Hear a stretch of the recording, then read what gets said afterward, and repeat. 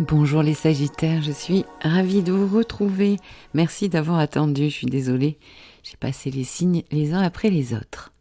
Allez, on y va.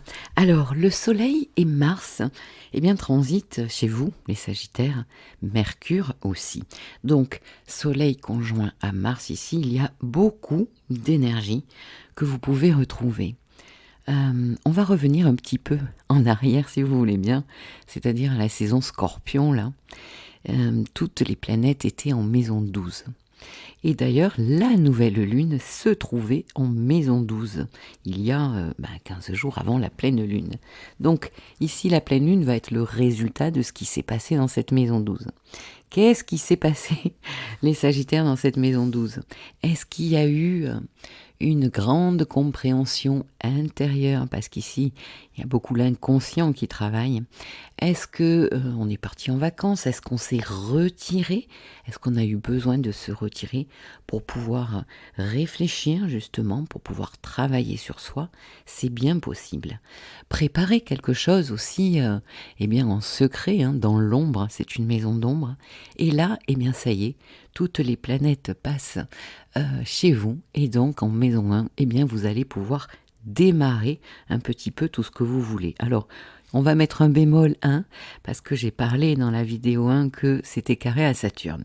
Donc il va y avoir un petit frein, un petit blocage, des petits ennuis à traiter. Mais bon, l'énergie est tout de même là. Et donc ici, vous êtes drôlement dynamisé. Beaucoup de volonté, d'audace dans l'action, dans ce que vous voulez. J'ai envie de vous dire, vous savez certainement beaucoup mieux déjà ce que vous voulez. Attention au côté autoritaire que vous pourriez prendre, parce que là, vous êtes très décidé, je pense, pour beaucoup, affirmé. Il est question pour d'autres de prendre aussi vos responsabilités, des responsabilités peut-être dans un nouveau travail, dans une nouvelle situation, et il se pourrait bien qu'il y ait des défis à relever. Donc, comme c'est votre saison d'anniversaire, les Sagittaires, le Soleil va rester jusqu'au 22 décembre chez vous, et puis Mars, restera jusqu'au 4 janvier 2024. Donc, voyez, vous avez le temps de bénéficier vraiment de toute cette énergie. Parlons maintenant justement de cette pleine lune à 5 degrés, Gémeaux à Sagittaire.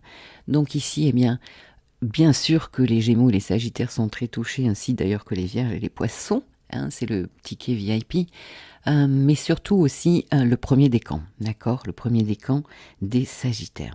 Donc ici, il est question de votre axe 1-7, moi, avec toutes ces planètes chez vous, Soleil, Mars, Mercure, et les autres, mes collaborateurs, mes collègues, mon couple, mon relationnel. Là, on dirait qu'il y a quand même des tensions, les amis. Des tensions, des choses à régler, et des choses peut-être que vous avez à communiquer, à faire savoir. En tout cas, une période très... il est question aussi quand même de signer peut-être certains contrats, mais attention, on va y venir. Donc, une période très contractuelle, très relationnelle. Alors, cette pleine lune est carrée à Saturne, Saturne qui se trouve dans votre maison 4.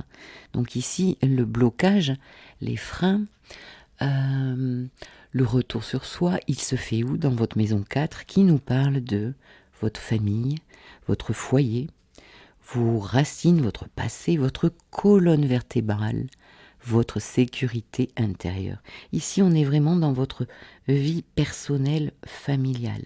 Alors, y aurait-il pour beaucoup d'entre vous un litige, quelque chose de l'ordre relationnel dans la famille ou avec un conjoint qui fait que pendant toute cette pleine lune jusqu'à la prochaine nouvelle lune, il peut y avoir des tensions familiales et de couple, tout simplement.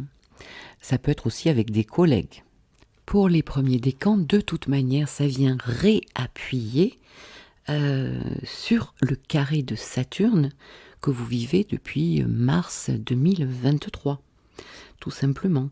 Donc là, on se retrouve avec un grand carré hanté, en fait, avec la Lune qui s'oppose à votre Soleil ou à une planète qui est début Sagittaire et Saturne qui est au carré. Donc rien de nouveau sous le soleil, sauf que je pense que ça s'accentue, la problématique s'accentue, et peut-être que vous allez être amené à régler certaines choses là. Voyons maintenant Mercure qui maîtrise cette pleine lune justement.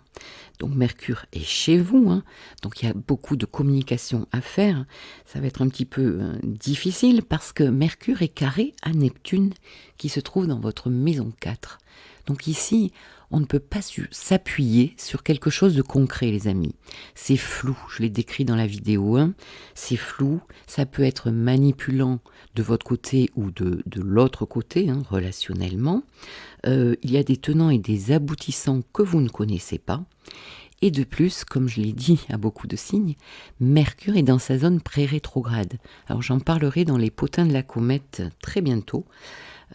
Parce que ça veut dire que Mercure va devoir revoir une situation, revoir sa copie, réviser quelque chose, parce qu'elle n'a pas les tenants et les aboutissements de quelque chose d'important, hein, de connaissances, de choses qui vont venir à vous une fois que le transit sera terminé. Quand est-ce que Mercure sera vraiment sorti de sa zone rétrograde? Eh bien, ce sera mi-janvier. Non, on s'énerve pas. Oui, si vous devez signer certaines choses, c'est pas trop le moment de le faire. Avec ce Neptune au carré, c'est pas top. Si vous devez redécorer votre intérieur, Neptune en 4, c'est parfait. Si vous avez de la créativité, c'est parfait. Maintenant, si ce sont des choses sérieuses, relationnelles, ça peut concerner aussi le travail, hein. Mercure maîtrise votre maison 10, donc ici, là, si vous avez des nouvelles concernant un nouveau contrat, par exemple, eh bien, carré à Neptune, attention à lire entre les lignes. Il peut y avoir vraiment embrouille sous roche. Bon, c'est pas trop le dicton, embrouille sous roche, non, c'est anguille sous roche. On sent quand même que vos bases ici sont revisitées, hein. Saturne et Neptune dans votre maison 4. Bon, au niveau famille, peut-être foyer, habitation, mais quelque part, vous êtes bougé émotionnellement aussi quand même dans votre structure. Alors maintenant, nous allons passer à Vénus. Vénus conjointe au nœud sud dans votre maison 11. Ici, c'est le futur, c'est l'avenir, c'est les amitiés solides aussi, les soutiens, vos projets, vos espoirs. Donc, Vénus est carrée à Pluton qui se trouve dans votre maison 2. C'est souvent des fins de contrat possibles. Vénus, en plus, conjoint au nœud sud, c'est vraiment lâcher une manière d'être, une manière d'aimer, une manière de rentrer en relation, mais aussi des contrats. Aussi des contrats d'argent, pourquoi pas, puisque Vénus peut concerner le financier. Pour certains, oui, en effet, ça peut, avec Pluton en 2, ça peut concerner peut-être des prêts qui s'arrêtent, des prêts bancaires, des choses comme ça. Bon, affectivement, il peut y avoir des fins de relation, hein. Oui, Vénus a beaucoup travaillé, hein, en Lion cet été, les dépendances. Ici, avec Vénus nœud sud, on doit quitter les dépendances. Ça nous redit ça. Les nœuds lunaires vont rester une année dans cet axe bélier-balance. Donc on travaille tous cela. On doit tous aller vers le nœud nord en bélier, c'est-à-dire plus d'indépendance et plus d'autonomie. Et en plus, vous, quand même, en maison 5, vous devez aller vers une autonomie. C'est la maison des amours, de la créativité, des enfants. C'est l'amour de vous, en fait, oui, c'est ça. La confiance en soi. C'est là où j'existe, je veux exister. Enfin, peut-être moi toute seule. Il y a quelque chose de cet ordre. Ou tout seul, hein, pour les hommes. Je les oublie pas, vous êtes 7% quand même sur le site. Un petit coucou aux hommes sagittaires. Alors, juste un petit point justement sur Pluton. Là, on va regarder un peu plus loin. Ça fait du bien des fois de regarder un peu plus loin. Pluton va passer en Verseau à partir du 20 janvier 2024. Il est déjà passé en Verseau cette année, pendant 2 mois et demi. Vous savez, c'est quand tout le monde était dehors dans la rue, hein. Je crois que c'était les retraites. Et là, ça revient. Pluton va venir s'installer, bien qu'il y aura un petit chouïa du 2 septembre au 19 novembre 2024, 2 mois et demi, les amis, où Pluton viendra finir son travail en Capricorne. Il reviendra en Capricorne. Donc là, Pluton reviendra dans votre maison 2, donc peut-être il y aura quelque chose à finir. Au niveau, c'est quoi la maison 2? Des acquisitions, l'argent, votre valeur de vous que vous avez dû bien travailler. C'est pour ça que quelque part, hein, vous pouvez passer à plus d'autonomie. Comment créer de la valeur aussi au niveau du travail. Et le travail, pour vous, il en est question aussi, les amis, puisque Uranus et Jupiter se trouvent dans votre maison 6. Donc votre quotidien, là, ça fait un moment que ça travaille. Hein. Ça fait un moment qu'Uranus fait trembler un peu les murs du quotidien. Ça a pu bouger pas mal au niveau de votre job, mais aussi de votre quotidien. Peut-être, ici on est dans le service aux autres, peut-être vous occuper de personnes autour de vous qui en avaient besoin. Ou si vous faites partie d'un métier d'aide aux autres, et bien là, c'est plutôt pas mal. Et il va y avoir au mois d'avril la conjonction Jupiter-Uranus à 21 degrés, donc là où Uranus se trouve actuellement, qui va nous parler d'un nouveau cycle, et bien plutôt très créatif. C'est une jolie conjonction, en tout cas c'est une conjonction qui va faire bouger les choses. Uranus pour vous maîtrise la maison 3, la maison de la communication.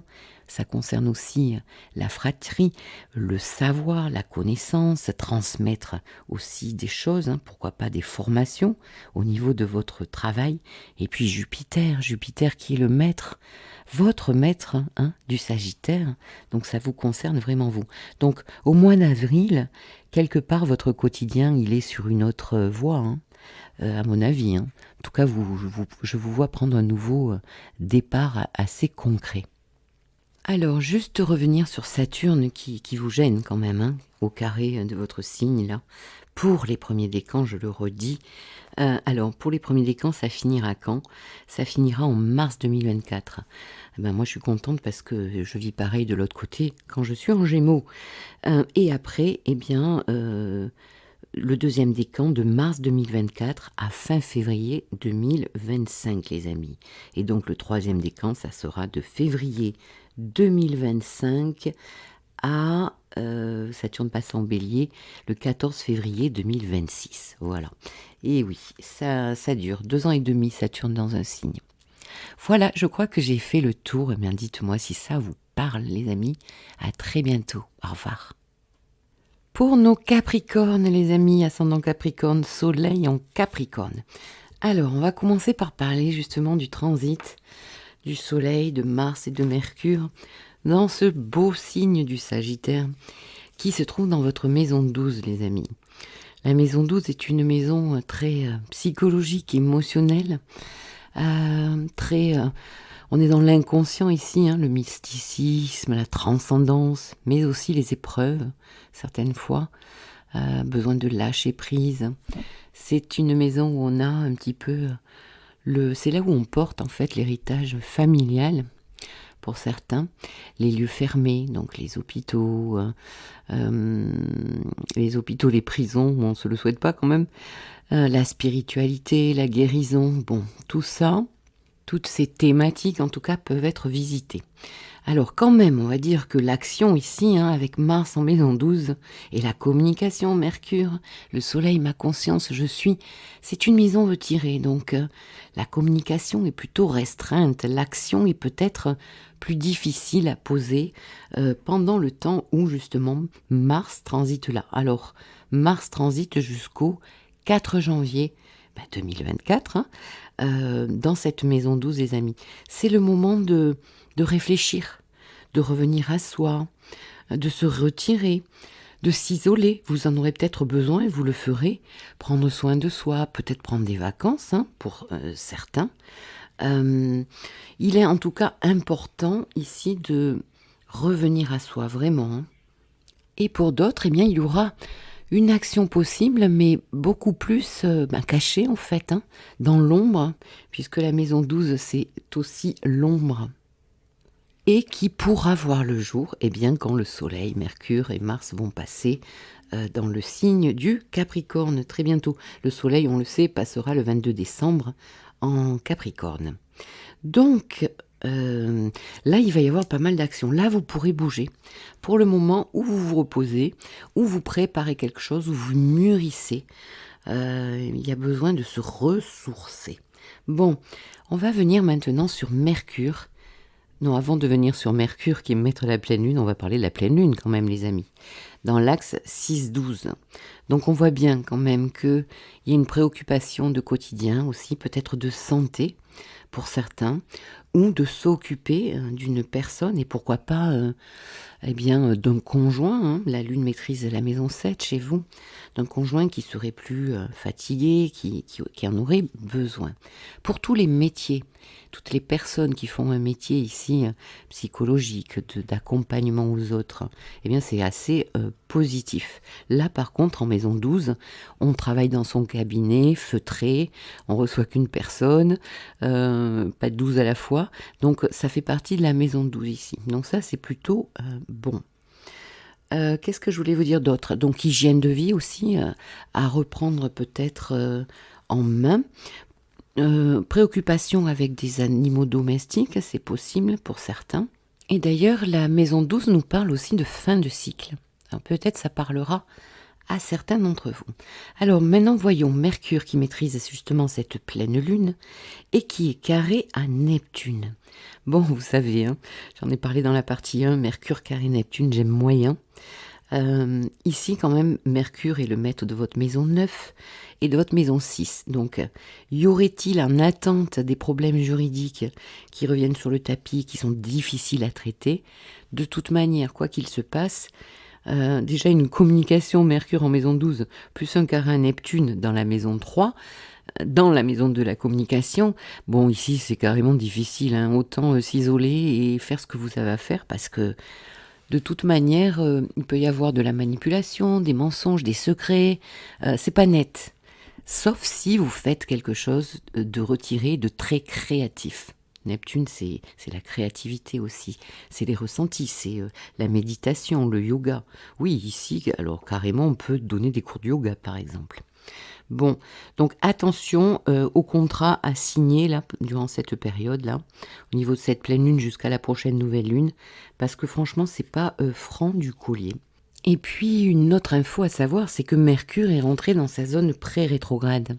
Et en sortira, parce qu'elle va devenir rétrograde, puis elle s'arrêtera d'être rétrograde, et elle repassera tous les degrés. Bref, ça nous mène à mi-janvier, les amis. Mi-janvier, Mercure aura tout revu quand la planète est rétrograde. Elle revoit sa copie. Elle manque d'infos qui vont venir à nous. Donc, voyez, s'il y a quelque chose à signer, à décider, à communiquer, c'est pas prêt. On n'a pas tous les tenants et les aboutissants, en fait, de la chose. Donc, la sagesse voudrait qu'on attende mi-janvier, vraiment, s'il y a des choses importantes.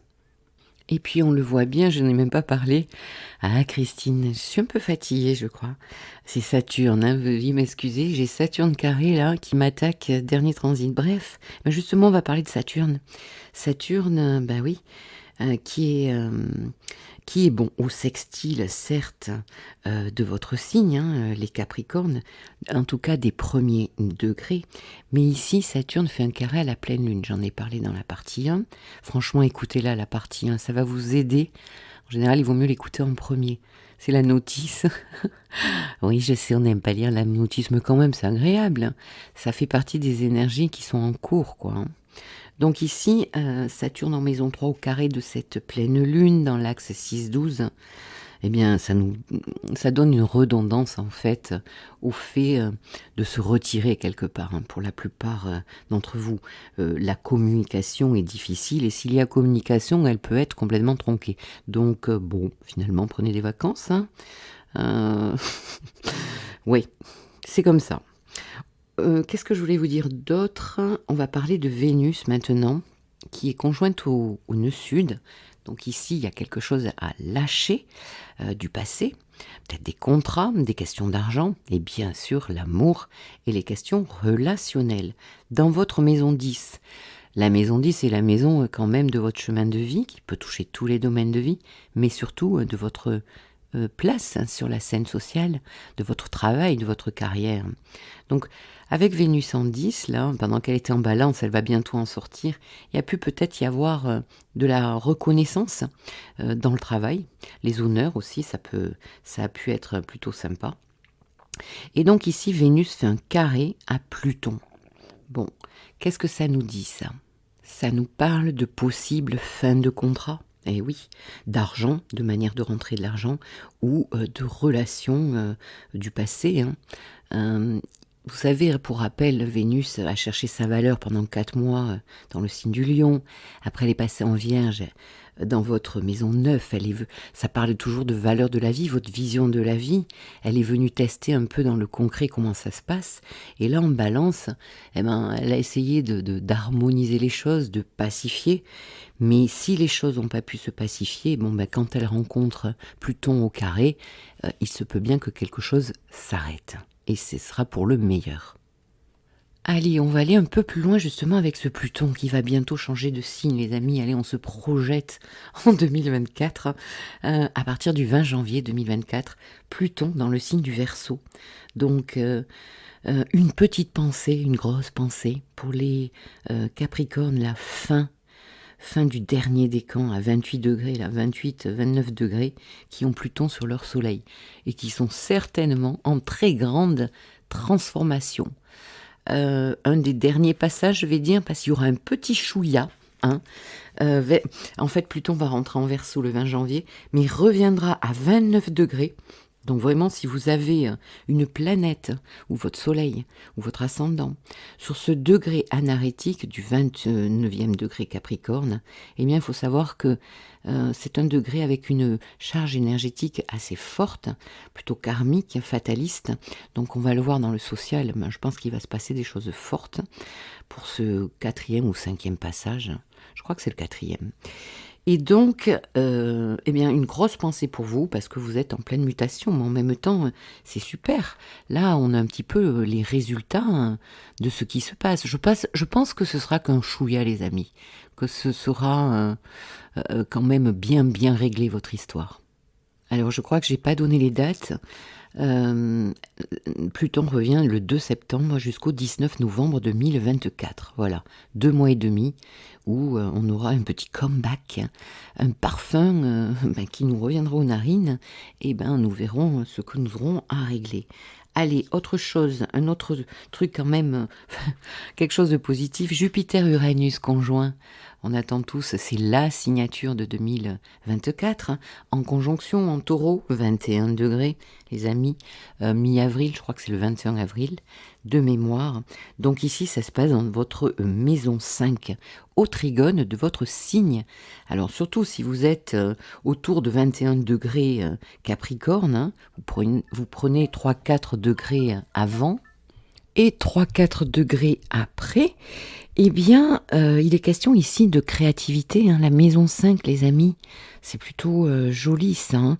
Retrouver de la confiance en soi, oser s'exprimer, les plaisirs, peut-être un enfant pour certaines femmes ou certains couples, une passion qui démarre, alors ça peut être à tout niveau, hein, amoureux, mais aussi au niveau, peut-être une passion qui fera que vous commencerez à penser justement à la professionnaliser quelque part.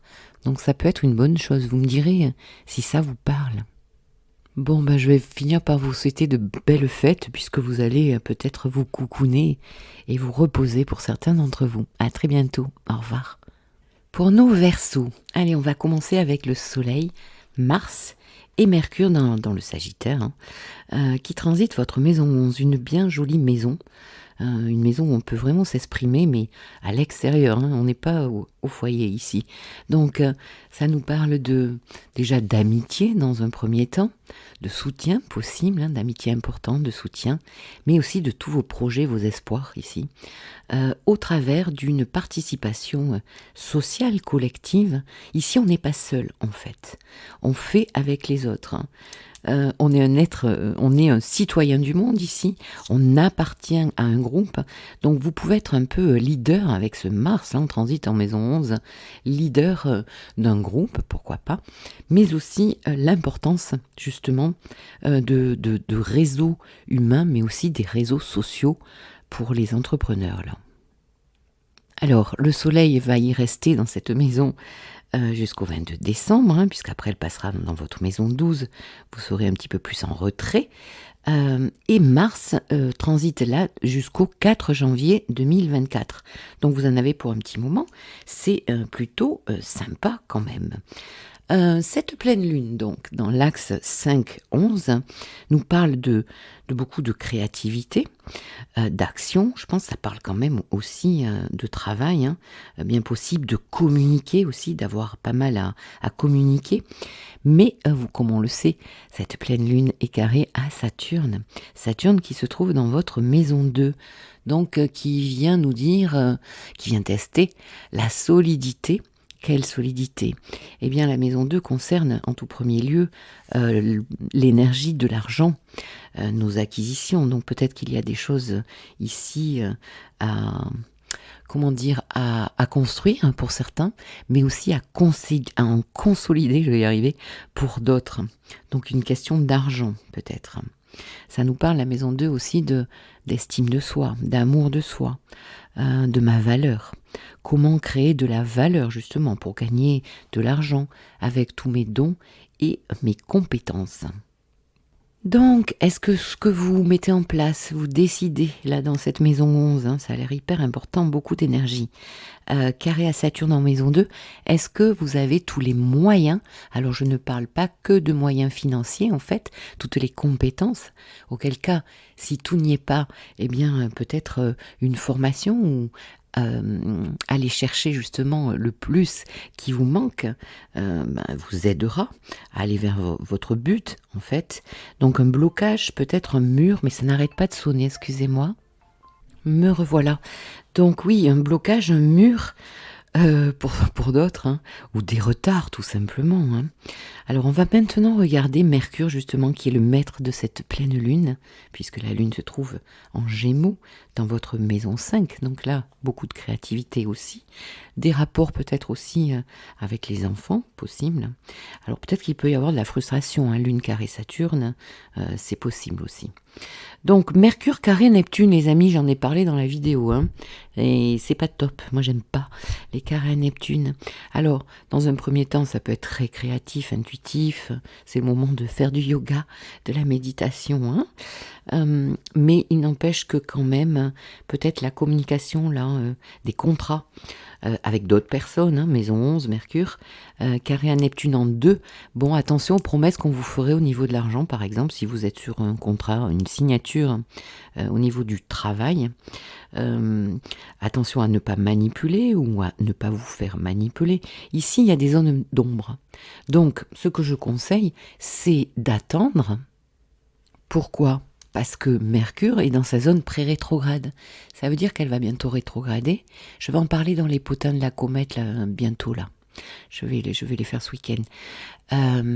Donc elle va rétrograder et après elle redeviendra à droite. Donc pendant que Mercure rétrograde, bon on le sait, on a des blocages informatiques, de problèmes de voiture, de communication, ça c'est connu de tout le monde, mais aussi Mercure revoit sa copie et Mercure n'a pas toutes les infos. Donc pendant la rétrogradation, les nouvelles infos vont venir à vous. C'est pour ça que là, pendant que ce carré là, Neptune, c'est pas bon du tout pour signer des contrats si vous pouvez éviter. Et donc on sera libéré justement de cette rétrogradation vraiment jusqu'à la fin, et bien à partir de mi-janvier. Et oui, je sais, 4 janvier. 4 janvier, donc oui, je sais, c'est long, ça vous paraît long peut-être, mais bon, sagesse, hein. C'est un peu le garde-fou aussi, Saturne, là, au carré de cette pleine lune. Donc, bon, méfiance quand même quant à vos finances. Puis on peut avoir aussi envie de se faire plaisir, là, avec la lune en Gémeaux. C'est une lune récréative, là, en maison 5.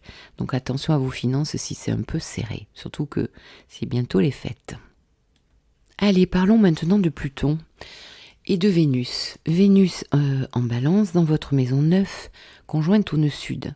Ici, on est dans une maison aussi juridique, de contrat juridique, la loi.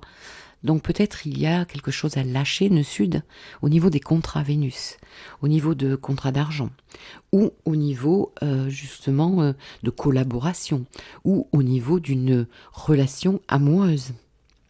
Et carré à Pluton, eh bien, ça nous parle de grandes transformations, mais aussi de fin possible, justement, de contrats, de relations.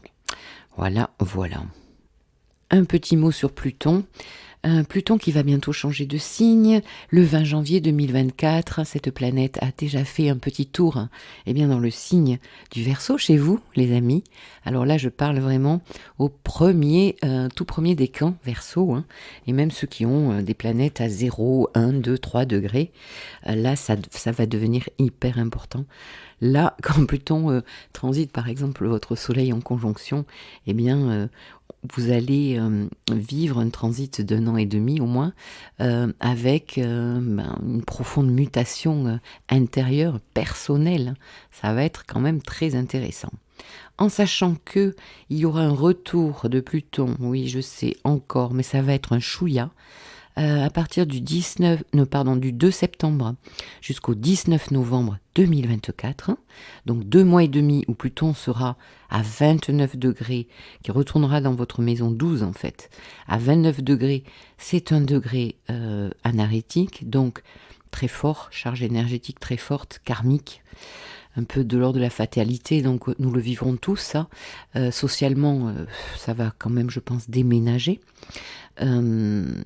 Et donc après, la planète reviendra dans le signe du Verseau et viendra faire le deuxième transit, après un troisième, etc. Et ça passera tous les décans du Verseau, mais là c'est sur une quinzaine d'années, les amis. Allez, on finit par Jupiter-Uranus. 21 avril... Ouais, 20 ou 21 avril, bon bref, avril 2024, 21 degrés du Taureau dans votre maison 4. Ça touche la famille, l'habitation, le foyer, vos racines. Ça touche même en fait le pays dans lequel on vit. Ici, il y a un nouveau démarrage. Uranus-Jupiter, ça nous parle de nouveaux démarrages quand même qui peut être plutôt sympa. Uranus est le maître de votre ascendant. Donc ici, vous êtes très concerné. Et Jupiter maîtrise justement votre maison 11. On est dans les projets, le futur, l'avenir, faire avec les autres. Donc... ça peut être sympa, peut-être pour certains, vous vous retrouverez d'ailleurs à travailler de chez vous, au foyer. En tant qu'indépendant, on sait combien les Verseaux aiment l'indépendance. Ça doit déjà vous parler quand même, cet Uranus dans votre maison 4. Uranus fait mais de l'instabilité en fait, depuis des mois ici, maison 4. Donc vous devez savoir de quoi il est question quand je vous parle justement de ces thématiques, foyer, famille, racines, base. Un petit peu, c'est votre sécurité intérieure ici qui est déstabilisée. Donc ça va être le moment de la renaissance, surtout avec Pluton qui va rentrer dans votre signe. Ça va être un réveil. Bon, c'est plutôt bien les Verseaux, vous qui aimez le changement. Allez, à très bientôt. Pour nos poissons, comme c'est intéressant, moi j'aime bien voir des planètes en maison 10 comme ça. Alors Soleil, Mars, Mercure, là en Sagittaire, dans votre maison 10, normalement, ici les questions de carrière, d'ambition, peut-être de renommée là qui est en train de se mettre en place. En tout cas, une très belle énergie. On lutte ici avec Mars, c'est un peu, on a beaucoup d'envie d'y arriver, d'aller au triomphe en fait quelque part. Donc beaucoup d'audace, de la communication. Donc qu'est-ce qui se passe en fait au niveau de cette maison 10? Vous devez savoir. Le Soleil va rester là justement jusqu'au 22 décembre et Mars jusqu'au 4 janvier 2024. Donc bon, ça va être les fêtes, mais quand même, apparemment, on s'active. Alors pour les personnes qui ne travaillent pas, ici, c'est un petit peu le chemin de vie, c'est le fatum. Donc ça peut toucher tous les autres domaines de votre vie. En tout cas, il faut qu'on vous voit quelque part dans cette maison 10. Donc la pleine lune a lieu dans l'axe 4-10, ça donne une dichotomie entre mon foyer, la vie personnelle, mon foyer, ma famille, il peut être une question d'habitation ici, et ma vie justement sociale là-haut. Donc peut-être une dichotomie entre le temps de travail, le temps personnel, le temps en famille, je ne sais pas, vous me direz. Au carré de Saturne, justement. Donc il est là le petit muret, ou le grand mur qu'on se prend, ou les retards, ou les empêchements, ou les résistances qu'on a, ou les peurs qu'on a en fait et qu'on se met tout seul. Bref, Saturne est en maison 1 depuis mars 2023. Vous avez dû quand même le sentir passer. Si vous êtes premier décan du Poisson, les amis, eh bien, bienvenue à la team mutable qui prend un transit de Saturne, ou en conjonction, ou en carré, ou en opposition. Bref, donc Saturne en maison 1, il se peut que pour certains, vous ayez quand même plus de responsabilités. C'est bien possible. En tout cas, ici, le frein apparemment, c'est vous qui le mettez, c'est en 1. Donc je pense que pour vous, ça peut être beaucoup plus intérieur, ce Saturne. C'est vous qui risquez, ça s'appelle des résistances en fait, et les peurs de mettre quelque chose en place. Vous me direz si ça vous parle. Parce que ici, en 1, quand c'est en maison 7, c'est plutôt les autres.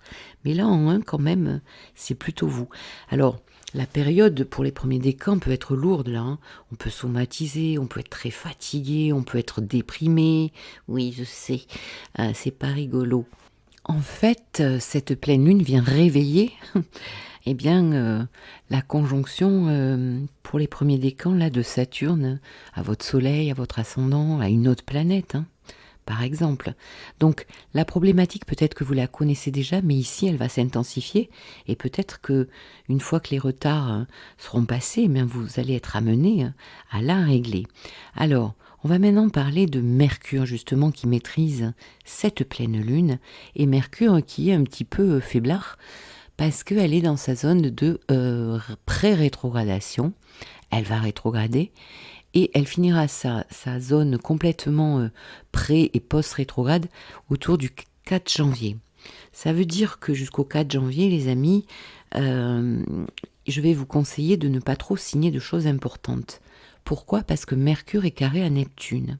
Neptune qui est dans votre maison 1, qui est fin Poisson. Alors une petite pensée, une grosse pensée même, au dernier décan là. 25 degrés, 26, 27, bref, là où est Neptune conjoint au soleil. Bon, à moins ça arrive, d'avoir une illumination et de se retrouver comme un Bouddha au niveau de la foi, de la religion, de tout un côté très lumineux. Eh bien, ça peut mettre carrément le flou, ça peut aussi beaucoup déprimer. Donc, revenons à ce carré. On n'a pas tout en main, on n'a pas les tenants et les aboutissements justement de toutes les infos pour aller où on doit aller, les amis.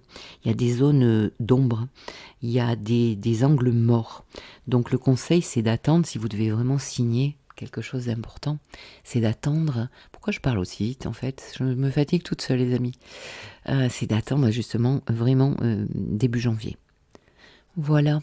Vous pouvez aussi, avec Neptune en 1, là, être dans un déni. Attention, au miroir, aux alouettes, là, on peut se raconter des salades aussi. Après, il faut voir le reste de votre thème. Si vous avez des planètes en Vierge ou pas, avec des oppositions, ça peut être quand même très important. Bon, on va maintenant parler de Vénus, justement, qui est conjointe au nœud sud dans votre maison 8. Maison très psychologique ici. Le nœud sud nous demande de lâcher quelque chose. Lâcher quoi avec Vénus à côté ? Eh bien, lâcher un mode relationnel. En balance, vouloir toujours faire plaisir, ne pas savoir dire non, faire passer l'autre avant, par exemple. Lâcher nos addictions relationnelles, sociales. Ça touche aussi l'argent, surtout en maison 8. Alors là, il peut être question de placement, les amis, de placement d'argent. Et puis aussi, la maison 8, c'est... qu'est-ce que je suis capable de partager avec l'autre à tout niveau. Donc au niveau des placements d'argent, les comptes communs, les comptes joints, la banque, tout ça, mais aussi au niveau de la sexualité, de la libido et psycho-émotionnellement, là, c'est hyper important. Il y a peut-être quelque chose pour les poissons, là, à travailler. Vous devez aller vers le nœud nord, là, dans le nœud nord en bélier qui se trouve en maison 2. Donc quand même, il y a, ça nous le dit 2 fois, le bélier nous demande d'aller vers plus d'autonomie et d'indépendance. Et ici, en maison 2, ça peut toucher vos finances, les amis. Gagner votre propre argent. Donc devenir un petit peu plus peut-être égoïste, je ne sais pas, ça dépendra les situations. Donc Vénus carré Pluton, eh bien, lâcher des contrats, finir des contrats. Hein. Là, avec Pluton, il y a une fin de quelque chose de possible, fin relationnelle, fin de rentrée d'argent, fin d'aide sociale, par exemple, dans cette maison 8. Bon, avec tous les changements sociaux qui se passent actuellement, c'est aussi possible. Quoi d'autre? Oui, on va un peu se projeter, on va regarder la conjonction, la signature 2024 planétaire, Jupiter conjoint Uranus en Taureau autour mi-avril 2024. Bah, c'est pas si loin, ça va vite venir. Et là, donc, c'est la naissance d'un cycle avec Uranus, avec beaucoup d'excentricité, d'originalité, du nouveau, de la technologie. Et tout ça, et Jupiter qui nous parle aussi de futur, mais qui nous parle de votre maison 10, donc au niveau de la carrière. Donc ici, dans votre maison 3, la maison de la communication, de la transmission. Alors peut-être qu'il y a des bons orateurs ici en Poisson, donner des formations, des cours, transmettre quelque chose. Ça peut toucher la fratrie, l'environnement proche, donc on peut peut-être être amené à déménager, pourquoi pas, à beaucoup se déplacer, si on a un nouveau job ou si on l'a déjà, des déplacements qui font partie du travail en tout cas. Et c'est quand même une maison où, bah oui, on bouge, on se déplace et on communique beaucoup. Voilà les amis, je crois que j'ai fait le tour. Écoutez, si vous avez envie de me laisser un commentaire, si ça vous a parlé ou pas. Je vous dis à très bientôt. Au revoir.